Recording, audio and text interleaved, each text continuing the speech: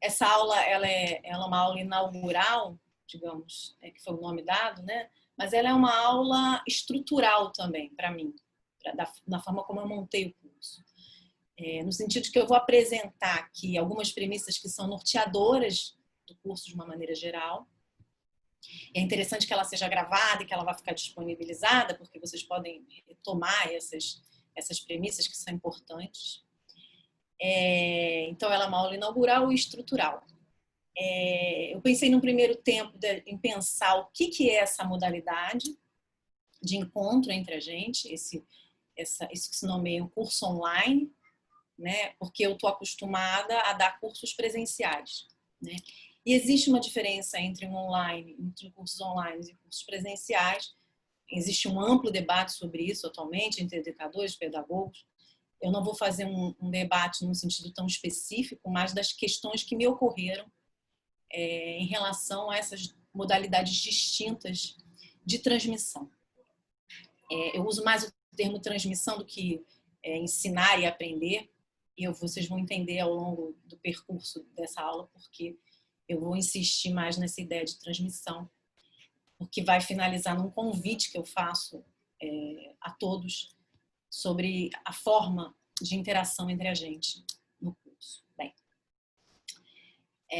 eu queria agradecer, né, em meu nome e em nome de uma disponibilidade e o interesse de vocês por esse curso, considerando esse momento tão delicado que a gente está vivendo, né, da gente ter essa disponibilidade interna, né, de estar mantendo trocas, não cedendo do nosso desejo em relação ao saber, poder estar junto da maneira que for, né?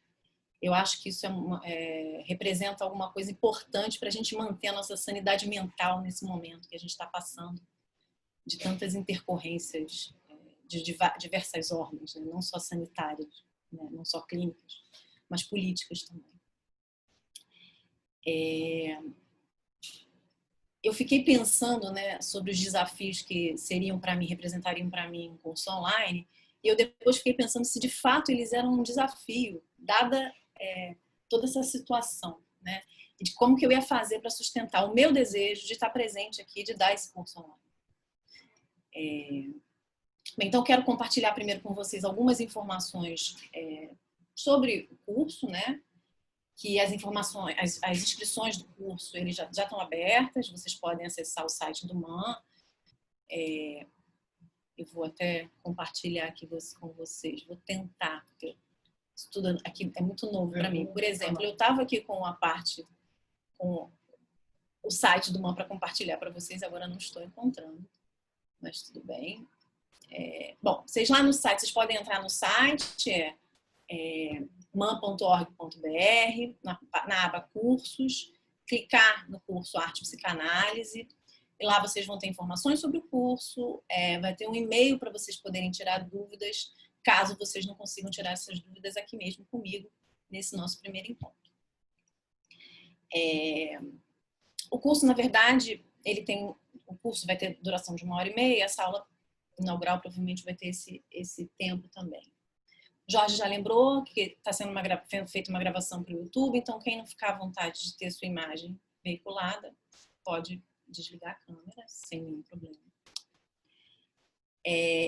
A gente já mutou todos os microfones, está todo mundo silencioso. Tem um motivo para isso, não é para impedir que vocês falem, muito pelo contrário.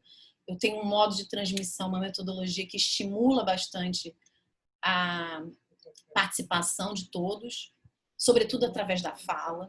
A gente fez isso por uma questão técnica, porque se os microfones ficam abertos, às vezes as pessoas não percebem, mas tem coisas acontecendo nesse outro ambiente em que vocês estão, pessoas que passam, falam, e próprio eco, assim, só de deixar o microfone aberto fica um eco, um ruído que atrapalha a nossa atenção. Por exemplo, agora meu filho acabou de entrar na sala. Então, só um instantinho. Pablo.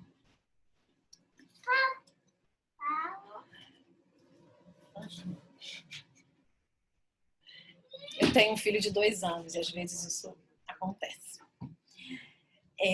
Bom, sobre a participação de vocês, eu pensei no seguinte: a gente pode usar o chat E a Isabela, que é monitora aqui do curso, que é ex-aluna do curso, inclusive, está aqui para me ajudar a fazer a dinâmica da participação de vocês, para eu não ter que ficar ligada se estão mandando pergunta no chat, quem levantou a mãozinha, todas essas coisas. A Isabela vai me ajudar nisso. Já está aberto para isso nesse momento, se vocês quiserem falar, participar, perguntar, tirar dúvidas, comentários, qualquer coisa já pode. Não sei se vocês sabem aonde que faz para levantar a mãozinha, que eu acho um recurso muito bacana, que é em participantes, vocês vão lá e tem convidar, desativar todos e levantar a mão, então vocês podem ir lá clicar, levantar a mãozinha, e aí a Isabela vai fazendo a dinâmica disso, dando a palavra a quem tiver levantado a mãozinha para falar.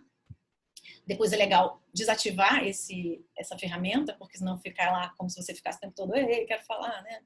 Montando. Então é bacana desativar isso. Depois, vocês podem mandar perguntas, pode mandar no chat, quero falar, queria tirar uma dúvida, enfim, todos os comentários. E aí a Isabela vai organizar, fazer a dinâmica disso. Vocês podem mandar perguntas pelo chat, que a Isabela pode ler também. Muitas vezes, hoje mesmo eu estava numa atividade e parece que a internet de alguma pessoa, da pessoa que estava querendo falar, não estava funcionando, então ficava cortando a fala dela, então foi melhor que ela escrevesse e o moderador lesse, né? Então tem várias coisas, tem acidentes que acontecem, então a gente pode pensar em várias formas da participação de vocês, de acordo com as ferramentas que a gente tem aqui no Zoom.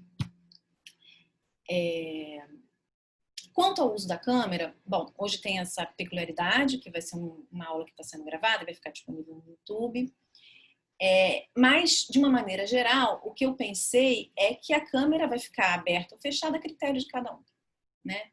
É claro que a câmera, de alguma forma, para alguns, facilita a participação, porque você está olhando para o outro, né? Te dá uma certa encarnação à experiência, né? Que está dificultada pelo fato da gente não estar presente no mesmo espaço ao mesmo tempo. Então, a imagem cria essa possibilidade. Para alguns, para outros não. Ficar se vendo, a ideia de estar sendo filmado produz uma enorme demissão para outras pessoas.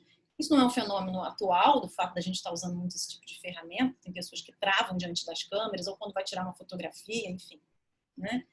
Então, o uso aberta ou fechada fica a critério de cada um, do que cada um se sentir mais à vontade, em termos de participação, do que for possível em termos técnicos até, né?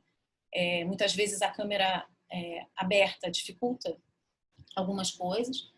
Então, ou isso também, a câmera aberta também influencia na privacidade das pessoas que estão com vocês no espaço onde vocês estão também, muitas vezes, né? Então, uma câmera fechada pode significar também preservar o espaço do outro, né?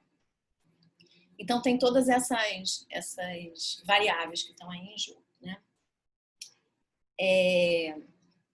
A modalidade online do curso aqui permite 2 tipos de experiência. Uma experiência síncrona, que é essa que a gente está fazendo aqui, né? Vocês estão assistindo a aula no momento em que eu estou falando, e assíncrona, que é vocês assistirem o conteúdo da aula depois através do envio de um link que será enviado cerca de 2 dias depois da aula e que vai ficar disponível para vocês durante entre 15 e 20 dias para vocês acessarem esse conteúdo, tá? Bom, como eu falei, um curso online não é uma mera transposição de um curso presencial, né? Um curso presencial implica um estar juntos no mesmo espaço ao mesmo tempo e um curso online implica em um espaço virtual, né? Um tempo que é compartilhado, mas o espaço é virtual. Eu estou usando esse termo espaço virtual de uma maneira, eu sei que ele é uma espécie de conceito, uma expressão que se usa, mas eu estou usando aqui de uma maneira muito livre, pensando mais nesse adjetivo virtual, que adjetiva o espaço, na intenção do que significa o virtual, e aí eu vou retomar um conceito de um historiador e filósofo da arte chamado Georges Gilberman, que a gente vai tratar em uma das aulas, para pensar o que seria esse virtual e o que isso tem a ver com a minha metodologia e com a participação de vocês no curso. Então, esse espaço virtual, esse tempo também que é modificado nesse curso, ele vai mudar o modo de relação entre os sujeitos, entre os alunos, entre o aluno e o professor, né? Isso muda toda uma metodologia, toda uma forma de trabalho. A minha metodologia implica em um convite para uma intensa participação dos meus interlocutores, né? Então, eu tento deslocar alguns significantes também, como professor, ou mestre, ou aluno, ensino, transmissão, enfim, eu tento fazer esse deslocamento, né?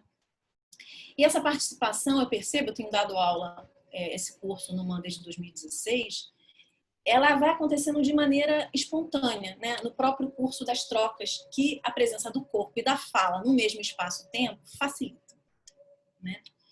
Então, nesse modus operandi, em que alguma coisa vai se dando, né, a partir da transmissão, já está implicado algo do que eu gostaria de transmitir, que é que nessas experiências, nas aventuras com o saber, é preciso dar algo de si. Essa frase eu extraio do Lacan, do texto de abertura dos escritos do Lacan, em que ele fala em dar algo de si. E ele está se referindo aos escritos dele.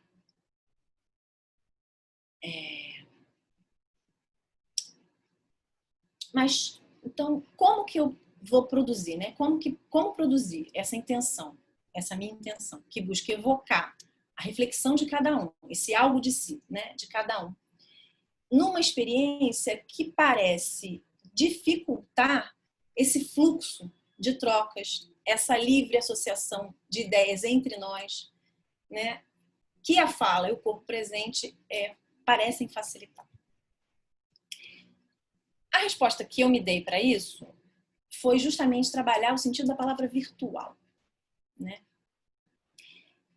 Que muitas vezes é tomado, né? Que adjetiva as experiências dessas novas tecnologias de comunicação como alguma coisa que estaria representando ou falando de uma espécie de simulação, né? De uma modelagem, como se usa na linguagem da computação.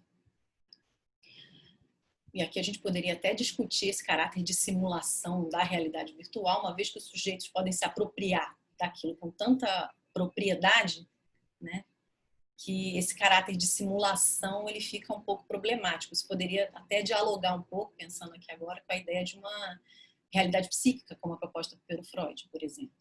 Eu não vou avançar muito nisso, porque é uma coisa que eu pensei agora, não tem a ver exatamente com o que a gente está discutindo, mas o que eu quero trazer é essa ideia do virtual, desse espaço virtual onde acontece, né, esse encontro entre a gente, pensando no radical latino da palavra virtual, que é o virtus, né?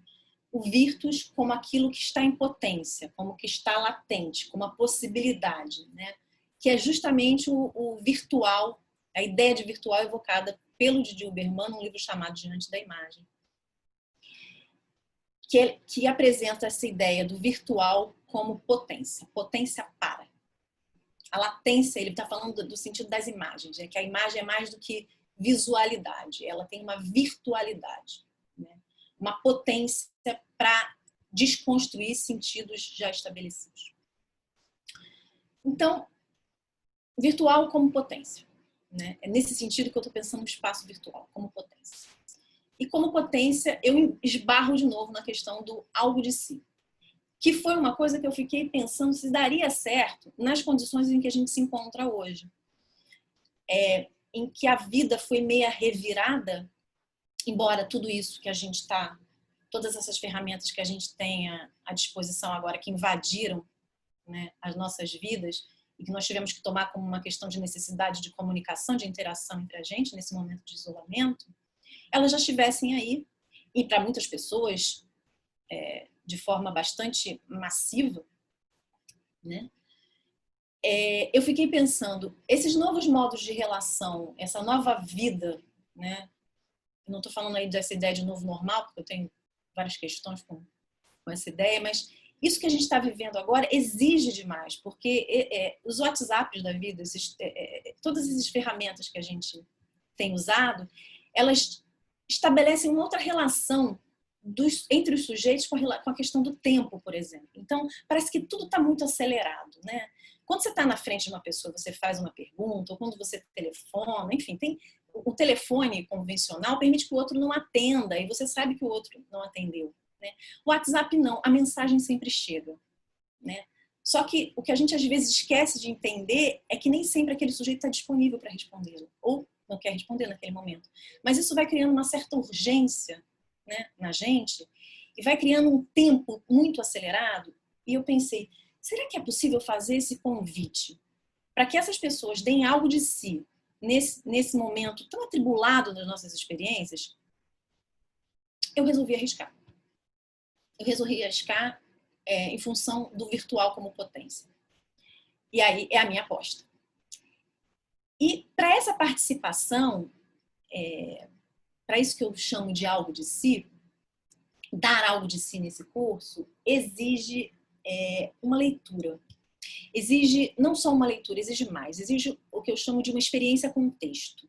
É preciso ter experiência com os textos que a gente vai trabalhar. Não sei se vocês perceberam, mas no programa são textos do Freud, ou livros, ou um livro, assim, títulos de livros que intitulam as aulas que serão oferecidas. Então, a gente vai trabalhar cada aula sobre cada um desses textos. Então, é preciso ter a experiência viva com esses textos. É preciso que vocês leiam os textos. É desejável, né? E eu penso que é possível fazer esse convite a vocês, porque eu acredito também que ninguém está aqui se não tem um desejo que o move a estar aqui. Então, é esse desejo que eu estou me endereçando, né? Agora, é possível que as pessoas não consigam, que vocês não consigam ler os textos também, justamente porque a vida está muito atribulada. Eu, por exemplo, seria a primeira que talvez não desse conta de ler os textos se eu fosse uma aluna nesse curso, né? Mas aí eu pensei em uma outra possibilidade para isso, né? Para quem não tem, para quem não vai conseguir dar conta de ler, porque são textos, alguns textos são mais longos, outros são mais curtos. O Inconsciente Estético, por exemplo, de Jacques Rancière, é um livro inteiro. É um livro pequenininho, mas é um livro inteiro, né? E é um livro denso, é um livro que tem muitas referências. Então, é possível ler, o convite é ler na medida do possível. E se não for possível ler, não tem problema também. Mas eu faço um convite para que cada um esteja presente nessas aulas, nessas apresentações, nessa minha tentativa de transmissão de um saber que eu venho construindo a respeito da relação tensa entre arte e psicanálise, para que cada um, nessas aulas, tentem fazer algum tipo de articulação entre aquilo que está sendo transmitido e aquilo que te move a estar aqui. Isso é dar algo de si também.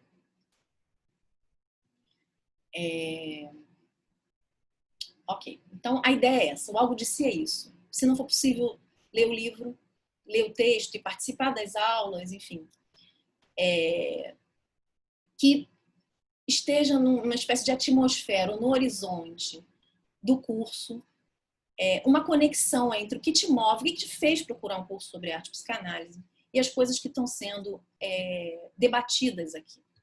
Mais um convite que eu faço, e isso pode funcionar ou não, que é um convite que eu faço quando eu dou aula presencial também, é que para aqueles que tenham interesse em algum texto ou que possam ler, que tenham tempo e disponibilidade para ler esses textos, para que eles se ofereçam para debater, para ter uma posição mais ativa em algumas aulas. Então, sei lá, na aula sobre um Heimlich, que é a ideia de estranho no Freud. Se alguém tem um interesse por esse tema, ou se pensou, já, enfim, gostou do texto, e tem vontade de debater, de vir comigo na aula apresentando suas ideias, que se ofereça.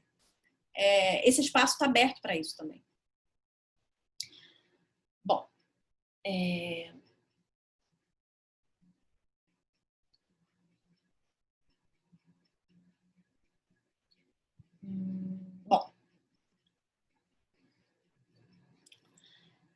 a primeira coisa que eu queria falar, né, já que é um curso de apresentação das premissas, já que é uma aula de apresentação das premissas do curso, é que existem milhares de formas, muitas formas de se abordar essa articulação entre arte e psicanálise.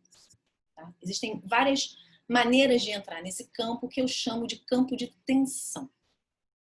A ideia de uma articulação, de uma relação entre arte e psicanálise pode dar um sentido que eu acredito ser um pouco equivocado, de que essa relação se dá sem impasses, né? De que ela é uma relação que navega por águas calmas. Não é, né? Existem encontros entre arte e psicanálise, mas existem desencontros e existem os chamados encontrões, ou seja, um embate entre esses dois campos.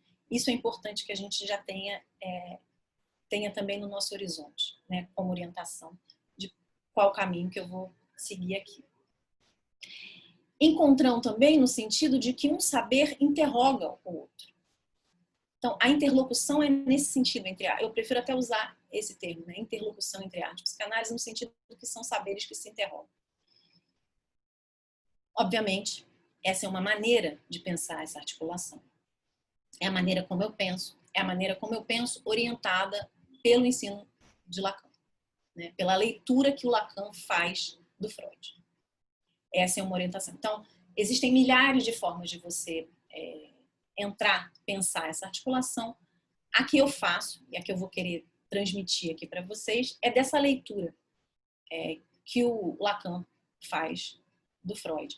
Então, na verdade, a gente vai ter uma espécie de dinâmica que é de Lacan a Freud, mas de Freud a Lacan também, né? Então, é um caminho que vai nessas duas direções. Porque é o Lacan lendo Freud e orientando essa leitura, mas a gente vai partir dos textos do Freud, então a gente vai também de Freud a Lacan. Tá?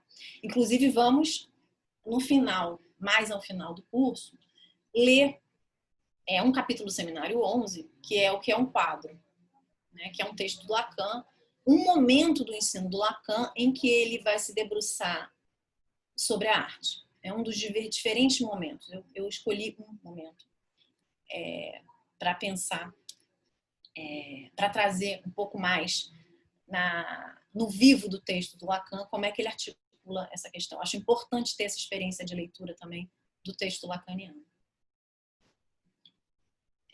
Já que se trata, então, né, como eu disse, de uma interrogação mútua entre arte e psicanálise, o famoso e equivocado jargão Freud explica não se aplica aqui. Né? Não se trata de pensar a psicanálise como aquela que vai explicar a verdade da arte. Isso é um ponto importante. Então, não se trata de aplicar a psicanálise à arte. Trata-se muito pelo contrário, né? De entender que o artista ensina ao psicanalista, que é o artista que muitas vezes, principalmente, vai interrogar o analista. Isso está na pena do Freud, isso está nas palavras de Lacan. Isso são orientações textuais, né? Isso aparece em vários momentos na obra do Freud e também no Lacan. Então, eu não vou propor aqui que a gente pense nessa ideia de que a arte possa ser elucidada através da psicanálise, né? Há uma tensão aí de interrogações mútuas. E por que eu digo interrogações mútuas? Porque eu acredito também que a psicanálise tem algumas contribuições a fazer em relação à arte. Muito embora alguns autores digam que parece que ser uma via só de mão única, né? Só a arte contribuiria para a psicanálise. Eu penso um pouco diferente, tendo em vista autores importantes do campo da filosofia da arte ou da história da arte que vão se apropriar, como Ralph Foster, por exemplo, que é a última aula do curso, que é O Retorno do Real, que vai usar o Retorno do Real, que é o título do livro, e o real sobre o qual ele fala é o real lacaniano, é o real do léxico lacaniano, é o real do conceito, como conceito lacaniano. Então, muitos autores e pensadores teóricos do campo da arte também vão se apropriar da psicanálise dos seus conceitos para pensar a arte. Nesse sentido, eu acho que é uma contribuição, mas a contribuição sobre a qual eu dou ênfase é de uma outra ordem. Eu não consigo encontrar muito ela nesses autores, mas encontro em um especificamente, que é um historiador chamado Hubert Dames, que é um francês muito interessante. Tem 2 entrevistas dele traduzidas por português que são muito boas. Ele vai falar da relação dele com a psicanálise. A gente não tem no Brasil nenhum livro dele traduzido, mas ele tem um livro que ele vai discutir toda a questão do que seria o termo estética na obra freudiana, por exemplo, e a partir de um texto do Freud chamado Não Estar na Cultura. Então, há todo o interesse da arte pelo campo da psicanálise também. O Didier Berman, que foi discípulo do Hubert Dames, também vai usar muitos conceitos da psicanálise sobretudo a psicanálise freudiana, mas vai usar alguns conceitos lacanianos também, conceitos lacanianos até bastante densos, né, do final do ensino do Lacan. Enfim, então me parece que a psicanálise também tem alguma contribuição a fazer no campo da arte. A psicanálise, ela nasce no alvorecer do século XX, né? Em 1900 a gente pode tomar como marco de nascimento da psicanálise com a publicação da Interpretação dos Sonhos, do Freud. A psicanálise tem, portanto, 120 anos, né? Em comparação com a arte, que possui cerca de 15 mil anos, se a gente for considerar que a arte nasce, né, por uma determinada forma de fazer história, a história da arte, vai entender que a arte se inicia lá com a arte rupestre, a psicanálise é bem mais recente do que a arte, né? Então, é uma diferença aí gritante. Então, o Freud ele concebe a psicanálise em extrema relação com a arte, desde a interpretação dos sonhos, desde antes da interpretação dos sonhos, quando ele ainda está trocando as ideias a respeito da psicanálise com Fliess, que foi um grande interlocutor do Freud, quando ele está pensando lá no início, né, nos estudos sobre a histeria, quando ele está pensando que é um livro que ele vai publicar com o Breuer em 1895, alguma coisa da arte já aparece lá. Então, na interpretação dos sonhos, ele vai aparecer Sófocles, vai aparecer Shakespeare, Goethe, Leonardo da Vinci, na interpretação dos sonhos e nessas cartas, nesse período que poderia ser considerado anterior ao nascimento, né, da psicanálise em 1900. Mas onde o germe da psicanálise estava lá. Então, ela nasce em estreita relação com a arte, a psicanálise. Em estreita conexão também com a arte do século XX. A revelia do Freud até, né? Porque se a gente pensar, tem toda uma simpatia, por exemplo, dos surrealistas em relação à psicanálise, que o Freud não quer muito saber, né? Ele não tem muito interesse por esse tipo de produção. Na verdade, o Freud nem se endereça muito às artes visuais, né? Ele está mais lá voltado para a literatura, ele está pensando mais nisso. Embora ele vá dedicar um livro inteiro ao Leonardo da Vinci, por exemplo, a uma lembrança, para ser mais específico, né? A uma lembrança de infância de Leonardo da Vinci, ao Moisés de Michelangelo, a escultura, enfim. Então, tem toda uma articulação aí da psicanálise com a arte desde o seu nascimento.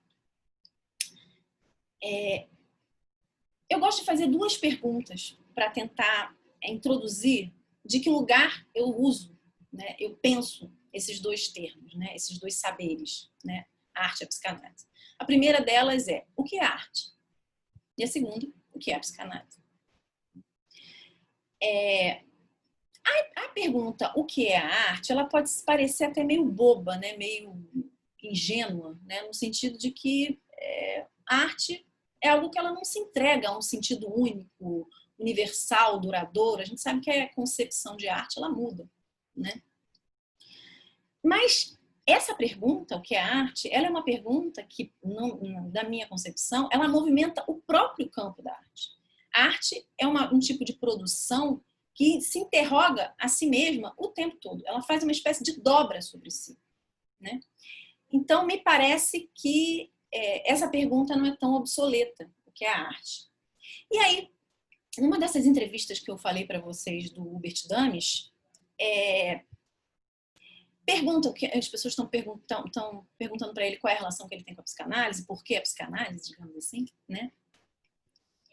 Ele lhe indagam também de fazer a seguinte pergunta: você acha que a gente deve continuar se perguntando sobre o que é arte? Aí ele diz que sim. Ele diz assim: sim, sempre. Cada vez que estamos perante uma obra de arte. Invertendo completamente essa perspectiva, o Hubert Dames parece dizer que essa pergunta tem que ser feita toda vez que você se depara com uma obra de arte, no sentido de que cada obra de arte é muito singular, cada artista e cada obra é extremamente singular. e que vale a pena, nesse sentido, fazer essa pergunta a cada vez que você se defronta com uma obra de arte. O que ele me parece, assim que eu interpreto o que ele fala, o que ele me parece dizer é que a arte se atualiza em cada obra. O que é arte, o sentido da arte, o conceito de arte, a ideia de arte, ela se atualizaria a cada obra. Ou seja, é uma resposta que pode ser dada, ou só pode ser dada, a partir de algo radicalmente singular na obra.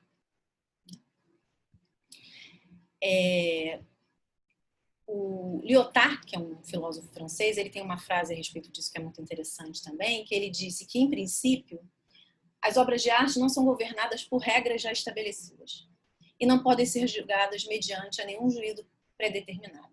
Essas regras, essas categorias, são aquilo que a obra ou o texto procura. Eu diria mais, essas categorias são aquilo que a obra e o texto fundam. Num pensamento assim um tanto radical, a gente poderia dizer que é preciso uma teoria da arte, uma história da arte para cada obra. É óbvio que esse é um pensamento radical, no sentido de que é preciso atentar para a singularidade de cada artista, de cada obra, porque senão a gente corre o risco de querer encaixotar, encapsular, né, essas produções tão disruptivas, muitas vezes, em determinados conceitos. E isso congela o pensamento, né? Congela a própria fruição da obra. Se você vai muito advertido do que é aquilo, você não consegue enxergar nada. Né? O famoso historiador da arte, o Ernest Gombrich, que tinha uma relação também muito próxima com a psicanálise, ele tem um livro muito famoso também, que é a História da Arte, que ele começa com uma frase que eu acho sempre muito boa quando eu leio, e acho que ela é, no mínimo, desconcertante. Ele diz assim, num livro que se intitula História da Arte: uma coisa que realmente não existe é aquilo a que se dá o nome de arte. Existem somente artistas. É interessante ver, né? Porque ele aponta para a dificuldade que se tem de condensar num significante, ou num conceito, ou numa noção de arte, uma plasticidade, uma constelação enorme de produções que atendem por esse nome, mas que são tão distintas entre si. Né? Ele vai dizer, então, que a arte, com A maiúsculo, na minha leitura, ela não existe. O que existe são artistas. Isso marca também a enorme contingência e relatividade desse conceito. Né? E olha que o Gombrich vai falar isso, né? Vai dizer que a arte não existe, que existem são os artistas, no momento que a arte já tinha passado por transformações muito importantes, né? Como o surrealismo, por exemplo, ou como Marcel Duchamp. Né?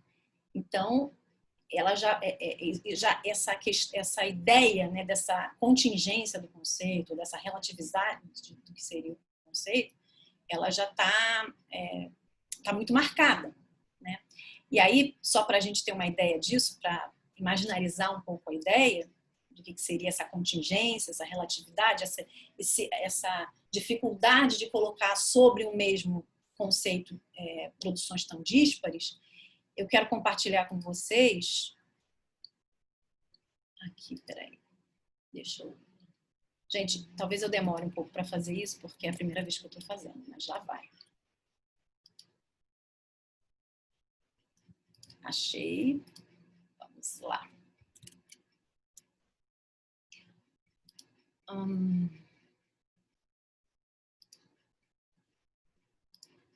Por exemplo, eu escolho essa obra, né? A Mona Lisa do Leonardo da Vinci, porque tem muito sentido para o curso. A gente vai ter 3 aulas em que a gente vai trabalhar o texto do Freud sobre uma lembrança de infância de Leonardo da Vinci.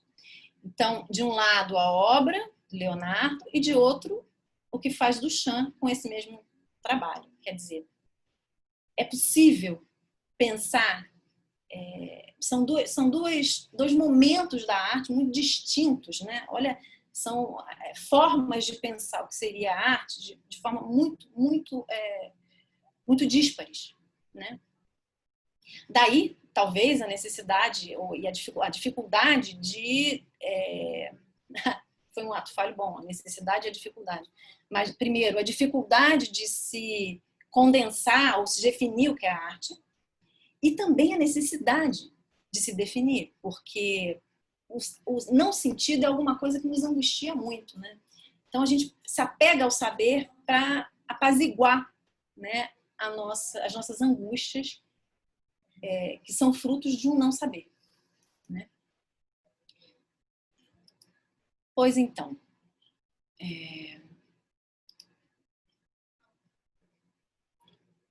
bom, a frase do Gombrich, ela é ainda mais pertinente se a gente pensar na arte contemporânea, na produção artística hoje, né? Se a passagem de Leonardo da Vinci a Duchamp já nos apresenta essa grande dificuldade de condensar num único conceito todas essa diversidade, essa constelação de produções, né, que nos move, que é a arte, me parece que a body art e a performance são dois suportes, né, duas formas de produção artística que colocam de maneira mais evidente ainda a contingência da possibilidade de se nomear, de se definir o que seria arte, né? Então, eu queria mostrar agora de novo para vocês alguns trabalhos que me parecem também ajudar a pensar essa ideia. Deixa eu ver se eu consigo. Peraí, como é que eu faço para passar aqui? Bom, esse é um trabalho da Berna Reale, não sei se vocês conhecem, que é uma artista paraense, se eu não me engano. E essa é uma performance que ela fazia. O trabalho é a performance, mas também tem um registro da performance, né? Reparem que também é uma outra forma. Se a arte, se a gente pensar a escultura e a pintura, sempre esteve numa questão que é tradicional, que é clássica da pintura, às voltas com a problemática do corpo, da encarnação, por exemplo, né?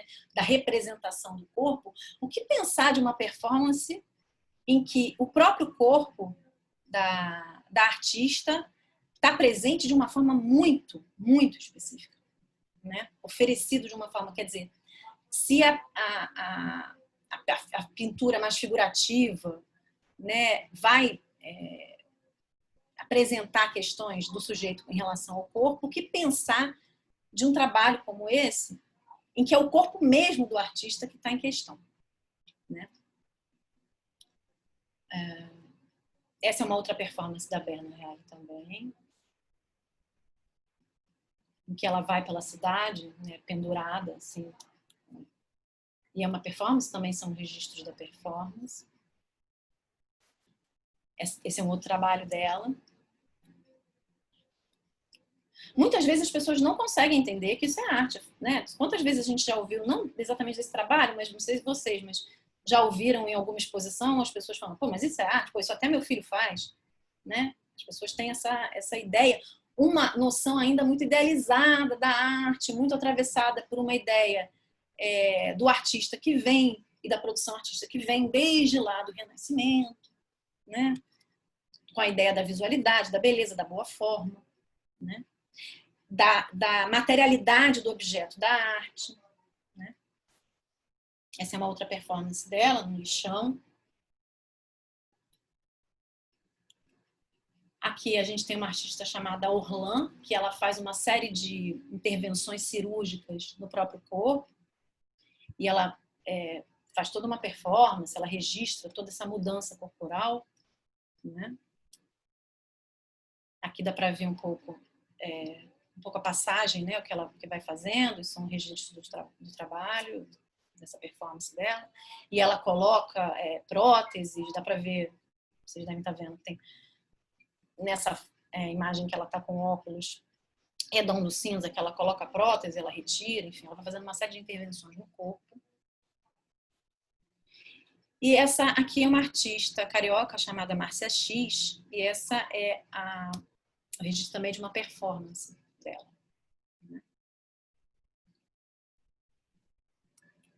E esse é outro registro de performance dela também na Márcia X. Bom, então a ideia aqui era apresentar nesse momento para vocês essa grande constelação de produções que atendem para o mesmo nome, né, que é o nome de arte, mas que ao mesmo tempo apresenta uma dificuldade de concentrar também, de dar conta do que seria a arte, né?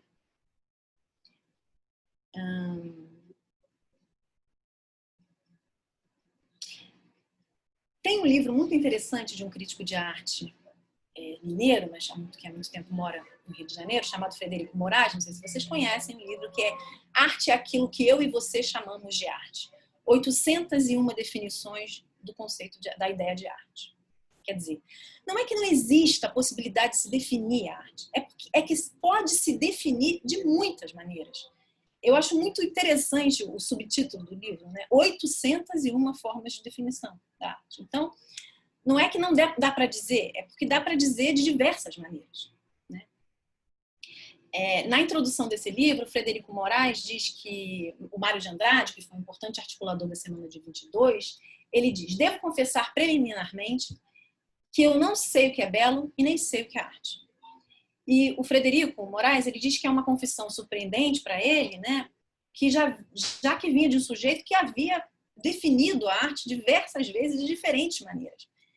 Eu não acho surpreendente ele dizer que ele não sabe o que é arte, justamente porque ele já definiu a arte de diversas maneiras. É justamente essa pluralidade que faz com que a gente tenha dificuldade em poder definir. E essa pluralidade, ela vai falar justamente de um aspecto fundamental, que é o singular que existe em cada obra. O singular que existe em cada artista. Né? Bom, se vocês me pedissem, como já me pediram, para dar uma definição de arte, eu recorreria a uma que eu gosto muito, que é do Mário Pedrosa. Arte, necessidade vital, é o que ele diz. Essa definição intitula um texto dele da década de 40, em que ele está falando sobre a produção dos artistas do Museu de Imagens do Inconsciente, que são os artistas que trabalhavam com a doutora Anísia. E ela é uma definição, arte e necessidade vital, é uma definição que ela não recobre tudo que diz respeito da arte. Ela não fala nada sobre seus aspectos formais. Enfim, ela não recobre uma série de variáveis e de elementos que compõem a arte. Né? Ela não faz nenhuma referência à questão histórica da arte, enfim. E eu uso essa definição também muito deslocada do contexto em que ela foi escrita. Quer dizer, uma definição, ela pode ser potente, mas não totalizante, e ao mesmo tempo, com o passar do tempo, com o passar das próprias transformações que a arte sofre e que ela também produz no mundo, né, essa definição pode ganhar outros sentidos. Né? Então, arte, necessidade vital, porque para o homem é necessário, é da ordem da necessidade, né? Essas invenções que a gente dá o nome de arte. Né? E é necessária desde sempre, desde que o mundo é mundo para o homem.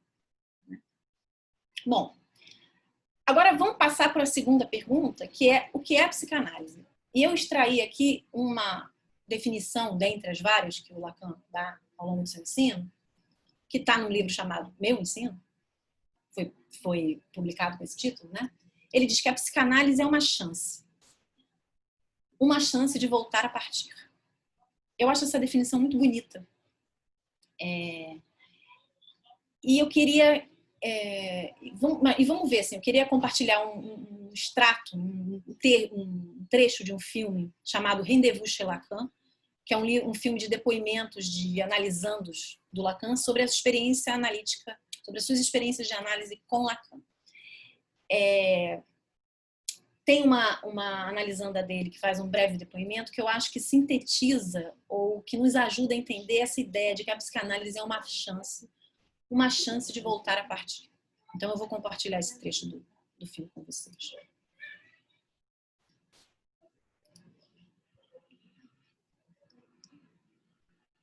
Vou ter que voltar um pouquinho aqui, pronto. Je viens d'Allemagne, je suis né en 38, donc j'ai vécu les années de la guerre avec toutes les horreurs horreurs, les angoisses, l'après-guerre, la faim.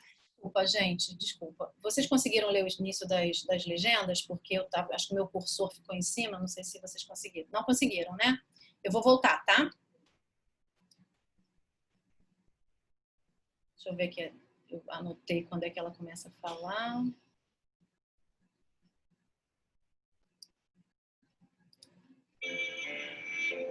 Je viens d'Allemagne, je suis né en 38, donc j'ai vécu les années de la guerre avec toutes les horreurs, les angoisses, l'après-guerre, la faim, les mensonges. J'ai toujours voulu partir d'Allemagne à cause de ça. Et dès le début, une des premières séances aussi, j'ai demandé à Lacan, est-ce que je peux guérir de cette souffrance-là? Et en le disant, j'ai compris non, que j'avais eu comme ça l'idée, cette douleur-là, que je pourrais me l'arracher grâce à l'analyse. Non, il avait une manière de me regarder sur moi, qui m'a fait saisir, non, ça, il faudra faire avec toute la vie. Un jour, dans une séance, je parle à Lacan d'un rêve que j'ai fait. Et je lui dis, je me réveille tous les matins à 5 heures. Et j'ajoute, c'est à 5 heures que la Gestapo est venue chercher les Juifs dans leur maison. À ce moment, Lacan se lève comme une flèche de son fauteuil, vient vers moi et me fait une caresse extrêmement douce sur la joue. J'ai compris, Gestapo, la geste. Il avait transformé la Gestapo en un geste. Un geste tendre, il faut le dire. Un geste extrêmement tendre. Et cette surprise-là, ça n'a pas diminué la douleur, mais ça en a fait autre chose. La preuve, maintenant, 40 ans après, je le raconte encore, ce geste, je l'ai encore sur la joue. C'est un geste aussi qui un appel à l'humanité, quelque chose comme ça. Il avait une façon.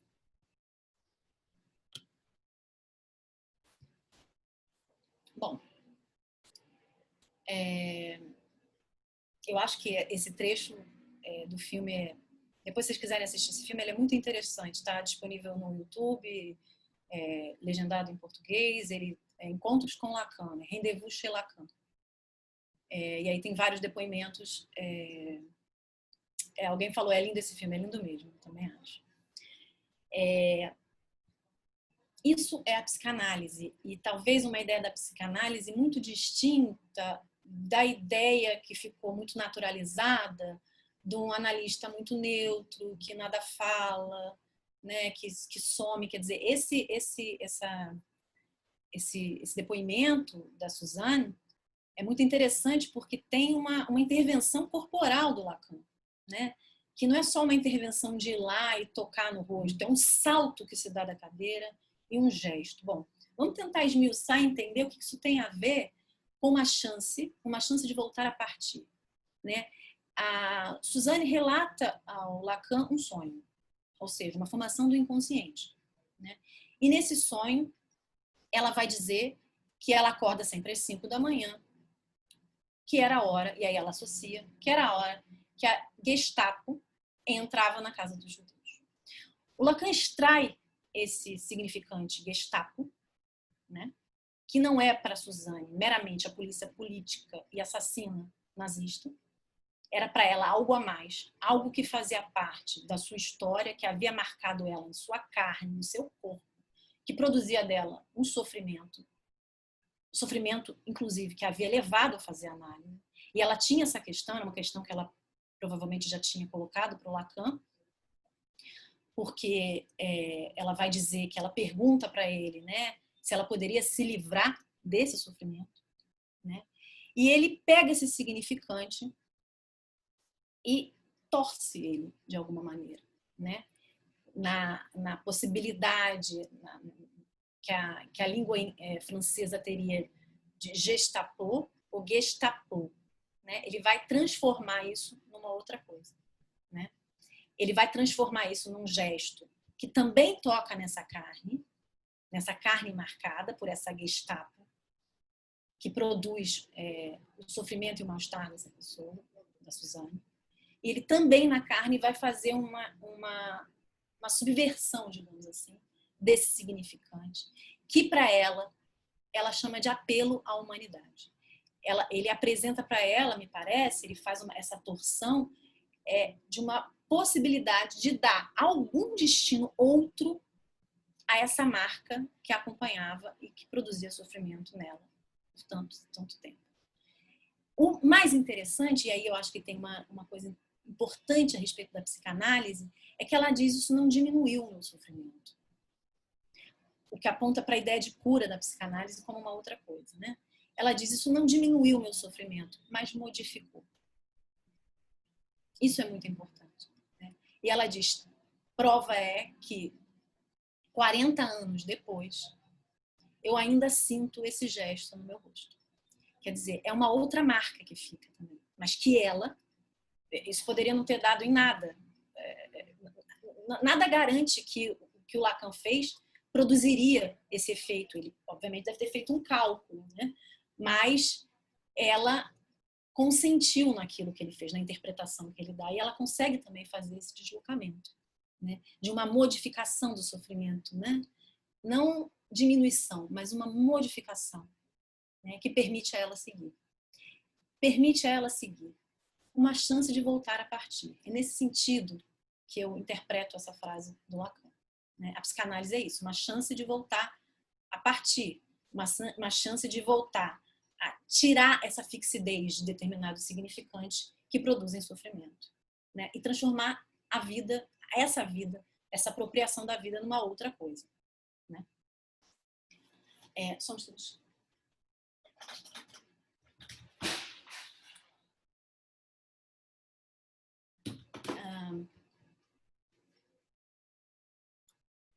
Isso fica claro, assim, dá para entender essa frase com essa espécie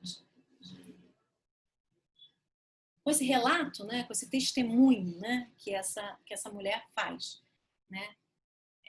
Eu não estou vendo ninguém participando muito, mas eu acredito que seja possível entender um pouco essa ideia, né, da psicanálise, né, do que é a psicanálise. Obrigada, Gabriela, respondeu aí. Bom, o nome disso que a gente viu aqui é clínica, é experiência analítica. Esse é o nome que se dá à psicanálise, esse é o sinônimo da psicanálise. Psicanálise é sinônimo de clínica. A psicanálise não é só uma teoria. E quanto teoria, é uma teoria que se constrói e se modifica, sobretudo, tá? Na clínica e pela clínica, né? A gente vai ver tanto no Freud quanto no Lacan que os conceitos, as ideias, as propostas, as proposições mudam ao longo dos anos, né? Falta de rigor? Claro que não. A psicanálise é uma clínica, ela lida com o vivo da vida, com a fala do sujeito, com a experiência do sujeito. Obviamente, os conceitos também vão ter que serem transformados, ressignificados. É claro que há alguma coisa que é uma estrutura. Por exemplo, a noção de inconsciente. Mas a psicanálise não é imutável. A psicanálise também ela vai mudando. Esse é um aspecto que ela é aparentada com a arte também. A psicanálise muda de Jacques Laminaire, muda nos nossos, queiramos ou não, elas mudam nos nossos consultórios, né? Então, essa aproximação da arte com a psicanálise se dá aí também, né?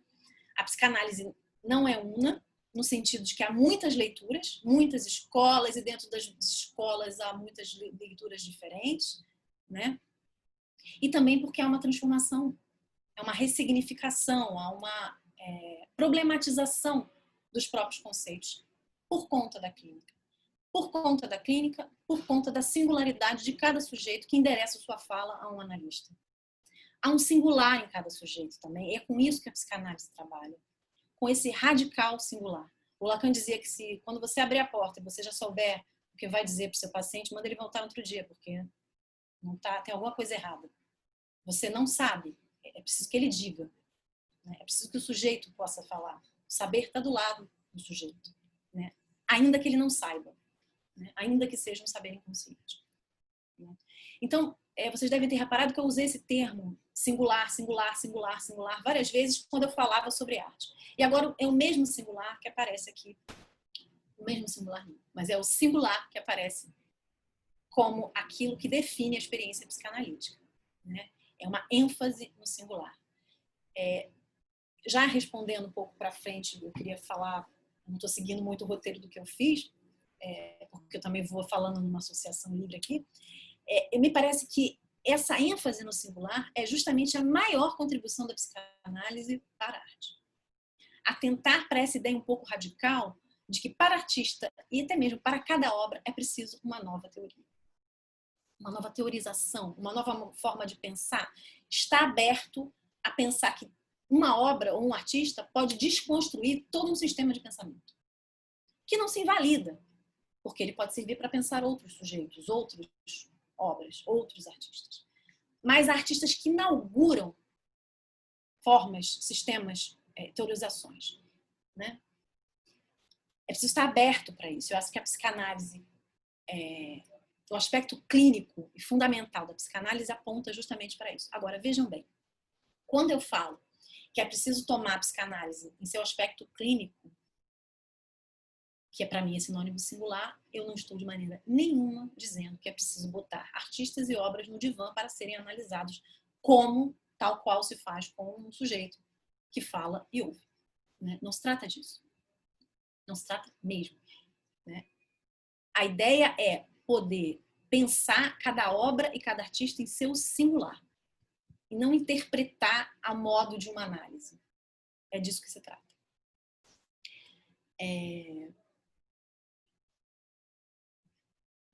A psicanálise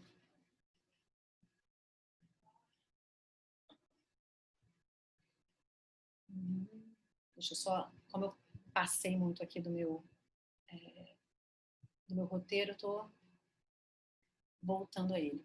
Tem um outro trecho do filme que eu também queria mostrar para vocês, que é um depoimento muito curtinho, que também traz essa questão do que seria a psicanálise, né? A clínica psicanalítica. Psicanálise como sinônimo de clínica, como sinônimo de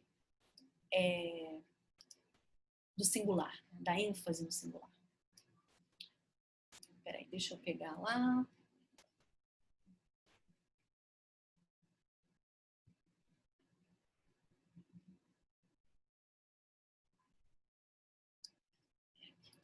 Quelque chose.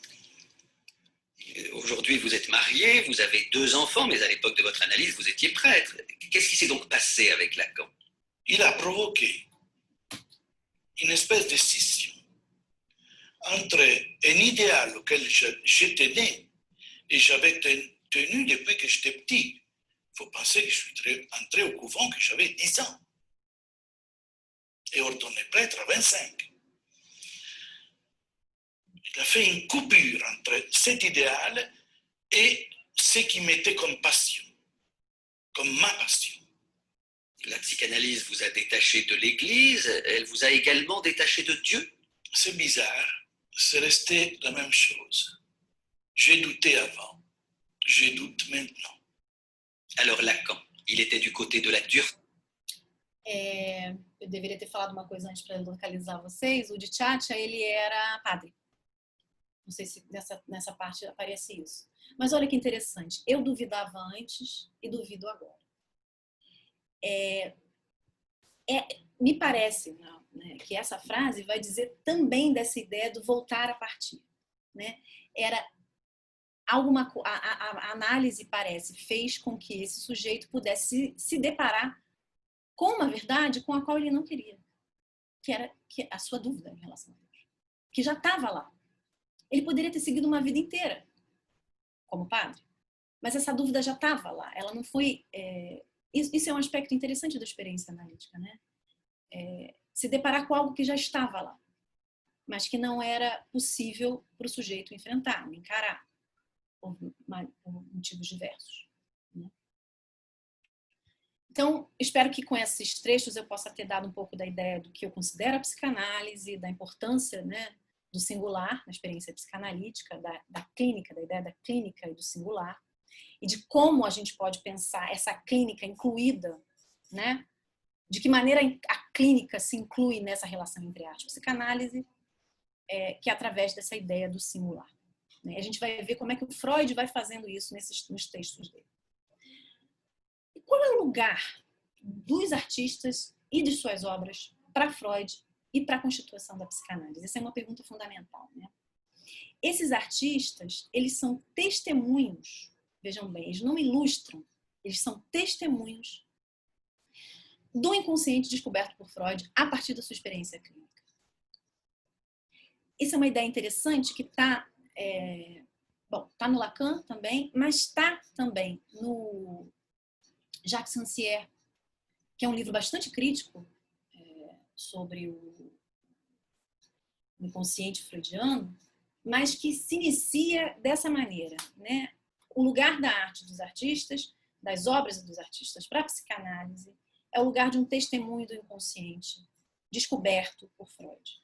A ideia de inconsciente, nós vamos ver isso em algumas aulas, a palavra inconsciente, obviamente, já existia no mundo, né? Mas não da forma como o Freud toma dentro da teoria psicanalítica, né? Aliás, isso é muito comum na teoria freudiana, né? Na forma de teorizar do Freud, ele vai se apropriando de termos que já existem, termos do uso comum, né?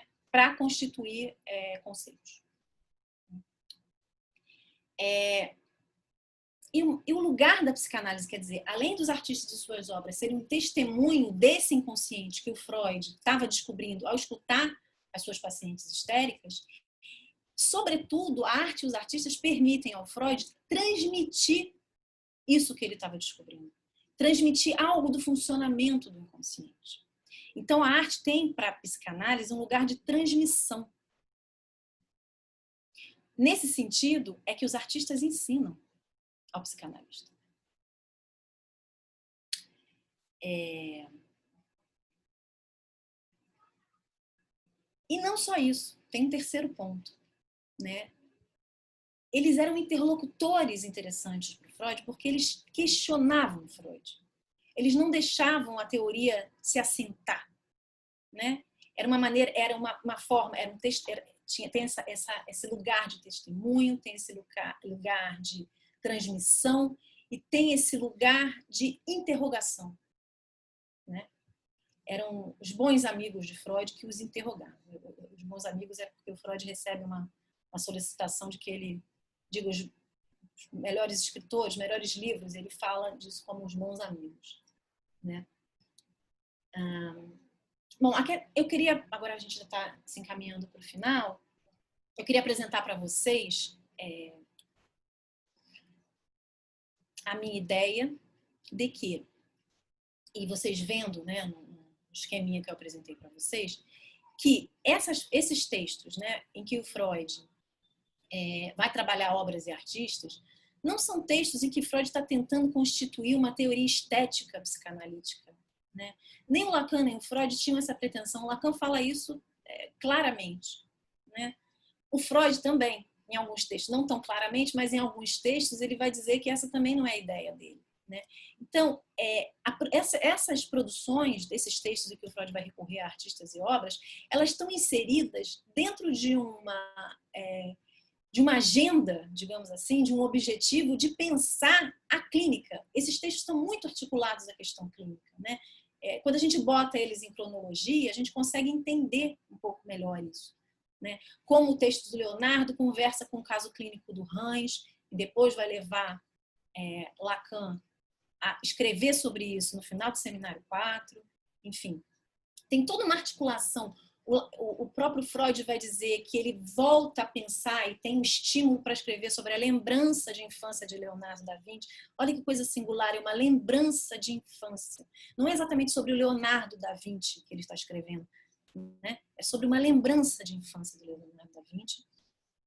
Como ele vai escrever em carta em Jung que ele vê ele tem um paciente que lembrava muito Leonardo, não pelo virtuosismo artístico, mas por outras questões, por questões mais clínicas. Quer dizer, o que estimula o Freud a pensar, a trabalhar e a escrever sobre artistas e obras é alguma coisa que está muito relacionada à questão clínica. Então, do meu ponto de vista, não se trata de constituir uma estética psicanalítica, né? Uma teoria da arte freudiana. É claro que a arte pode pegar os autores, enfim, quem quiser, pode tentar fazer isso consistir. É uma escolha, um modo de leitura. Mas, no meu modo de leitura, não me parece que esse era o objetivo. E o problema de entender esses textos como textos que constituem uma teoria estética à la, né, psicanalítica, digamos assim, ou seja, do Freud, ou seja, do Lacan, é deixar justamente obstruída, obliterada a relação entre esses textos e a clínica, a relação entre esses textos e o singular. Ponto, justamente, que eu considero que é o ponto de visada de importância e de contribuição da psicanálise para a arte, né? Então, vamos ver aqui, porque aí eu já aproveito e já mostro para vocês. Não é isso? Peraí, vamos ver onde está. Peraí, gente. Eu já mostro para vocês fala um pouco qual é o que a gente vai falar, né, em cada aula. Estou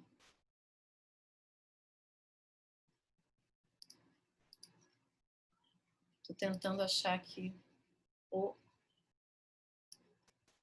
eu tinha deixado tudo pronto, mas acontece. Vamos lá.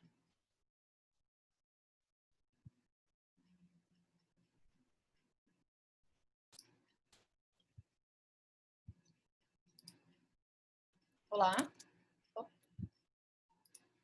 Olá, vamos lá. Achei aqui. Aqui está. Vou tentar compartilhar de uma maneira. Vocês estão conseguindo ver bem? Sim? Então, eu fiz aqui uma espécie de linha do tempo. Ela está meio grande, né? Mas vamos ver assim. Eu vou passando para vocês verem. Para fazer uma espécie de articulação, por exemplo. O texto do Leonardo, por exemplo, né? A Lembrança de Infância de Leonardo da Vinci.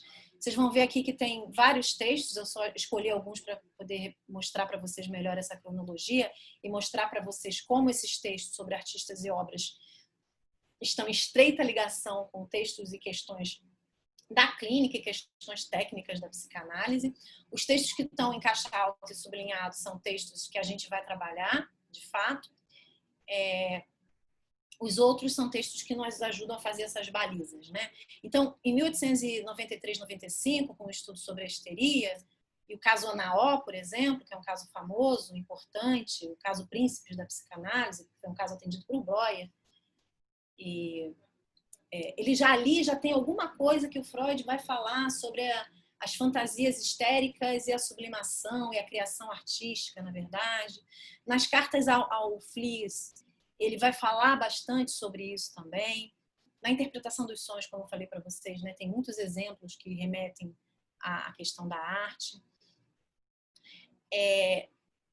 Ele escreve Delírios e Sonhos na Gradiva de Insim, que é um texto de 1906, mas que ele publica em 1907.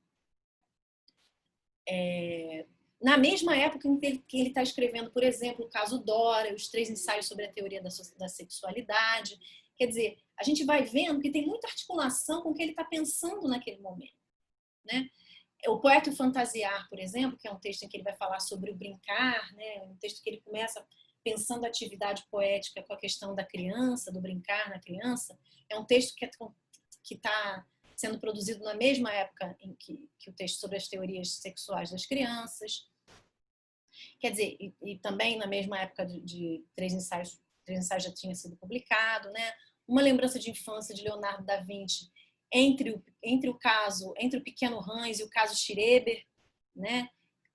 O Lacan vai sinalizar, além de fazer, eu já contei para vocês, né? No Seminário 4, além dele tratar de uma espécie de estreitamento entre o Hans e o texto do Leonardo, né, sobre um aspecto muito específico, ele vai apontar que é a primeira vez que o conceito de narcisismo vai aparecer na pena de Freud, conceito que vai ser desenvolvido no caso Schreber, né, vai aparecer no caso Schreber.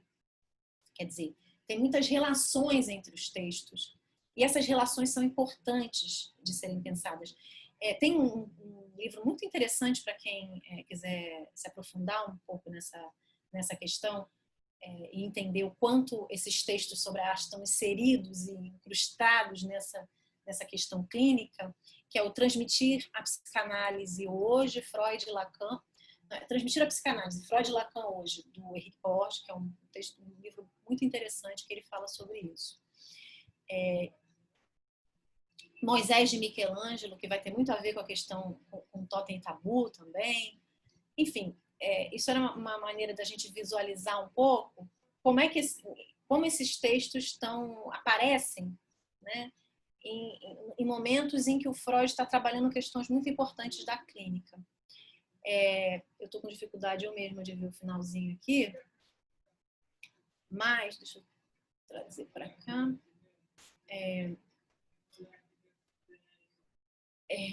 Aqui está sublinhado uma neurose demoníaca no século XVII, embora ele não esteja constando lá no nosso programa. É um texto que eu vou trabalhar em articulação com Dostoiévski, o Parricídio, e o Grande Sertão Veredas, para trabalhar a questão do pai, né?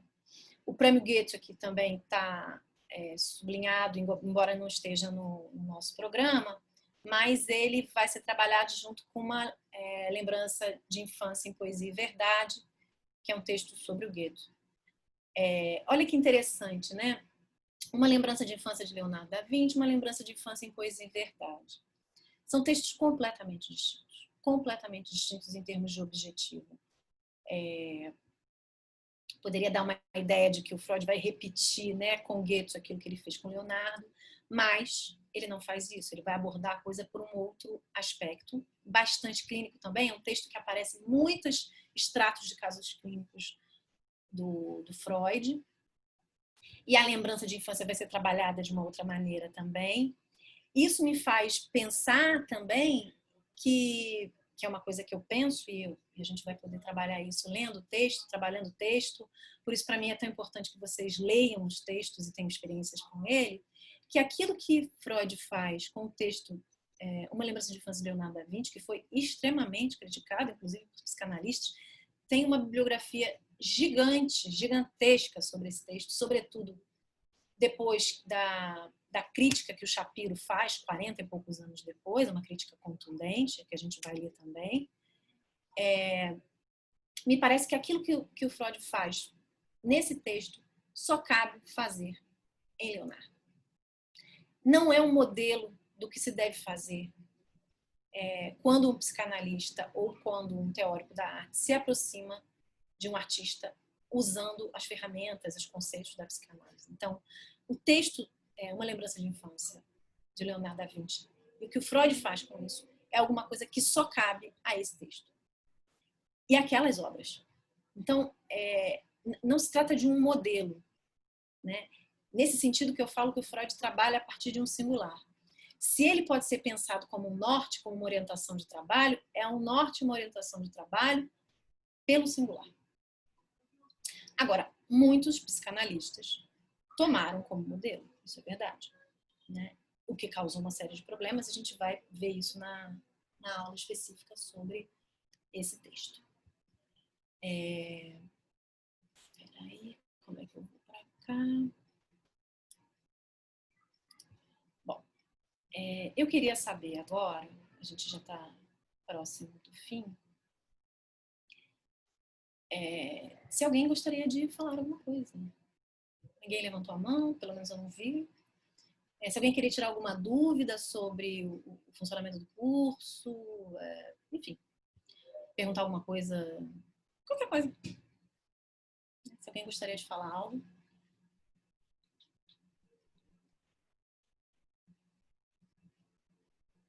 Eu vi que tem aqui muitas coisas no bate-papo.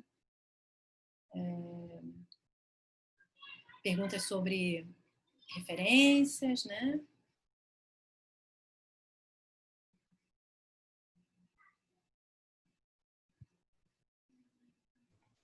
Oi, Flávia. Jorge aqui. Oi. Jorge aqui. Os alunos estão começando a fazer as perguntas, mas o nosso tempo também está esgotando. Então, a gente deixa uns 5 minutinhos, quem quiser comentar, quem quiser tirar alguma dúvida, pedir para a Malu também já encerrar aqui a gravação, e aí a gente já vai caminhando para o final mesmo dessa aula, tá bom? Acho que uns minutinhos aí para quem quiser, né? Não, eu vou responder aqui, ó. Alguém perguntou se os textos serão disponibilizados de alguma forma. Eu vou disponibilizar muitos textos. Bom, o Freud, a grande parte